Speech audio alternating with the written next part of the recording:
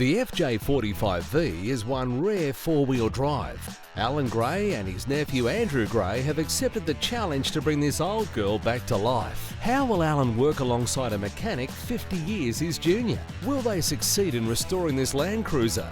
And all within budget. Oh, there you are. What do you reckon we've got to do today?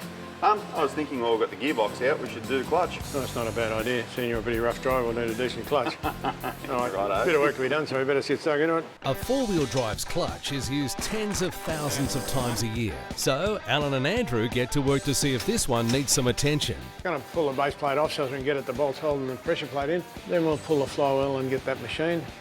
And we'll put it back together and I'll be pretty satisfied with the results of that. Come on, Flash. First things first, and that old clutch pressure plate needs to come out. We've made up our mind on this project job over a period of time to replace everything that's rubber on it. Bushes, hoses, cables, pipes, anything that's rubber, we've decided to replace the whole thing because in many cases, they're perished. A few more bolts, and out come the clutch and pressure plates. Okay, so that's the clutch plate out of it. Well, it's not worn much either side. Still got plenty of cushion springs in between the two. It's an old style one with the fingers rather than a diaphragm. Still go for a long while yet, but while we got it out, we'll put in a heavy duty terrain Tamer clutch. We've got to pull this flywheel off. There's a couple of lock tabs and you've got to knock them back, use an impact wrench to pull the bolts out and they'll come out. Well, this is the flywheel, some heat spots on it. They need to be machined. And as you can see on the ground here, that's half the dust that comes out of it. But you don't want to be breathing none of that stuff in. While we've got the flywheel off, it's a good opportunity to point out a few things. We've got a bit of a leaky rear main there. That's the pilot bearing, which we'll be replacing. And that is a dowel pin for the flywheel, which we use for setting the ignition timing on the engine. The old flywheel will be as good as new after giving it a quick spruce up.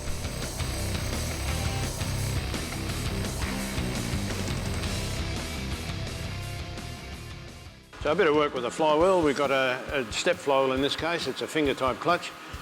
We've got to machine the area where the pressure plate sits and also on the working surface. This is a specific grit they use so as it'll help the clutch plate bed in fairly quickly and have the right amount of grip.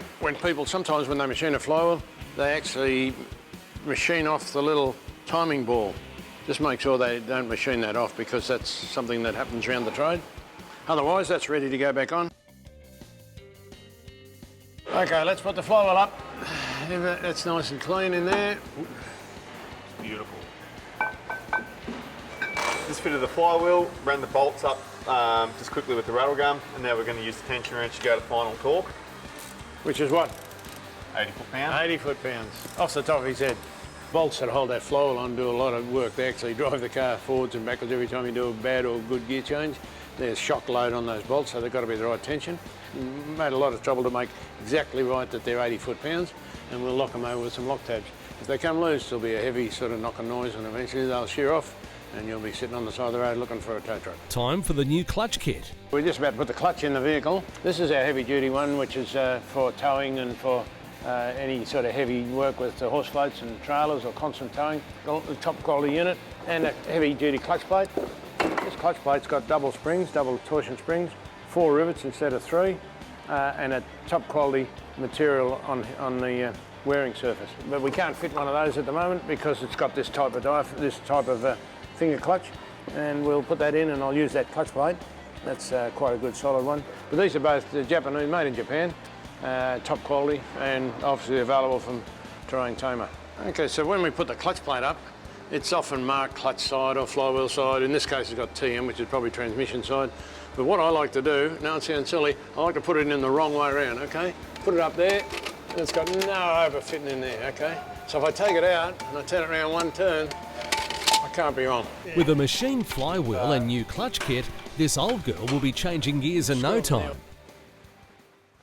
So what do you reckon? Clutch in? Yep, good thing. Yeah, it's got machined flywheel, brand new pressure plate, clutch plate.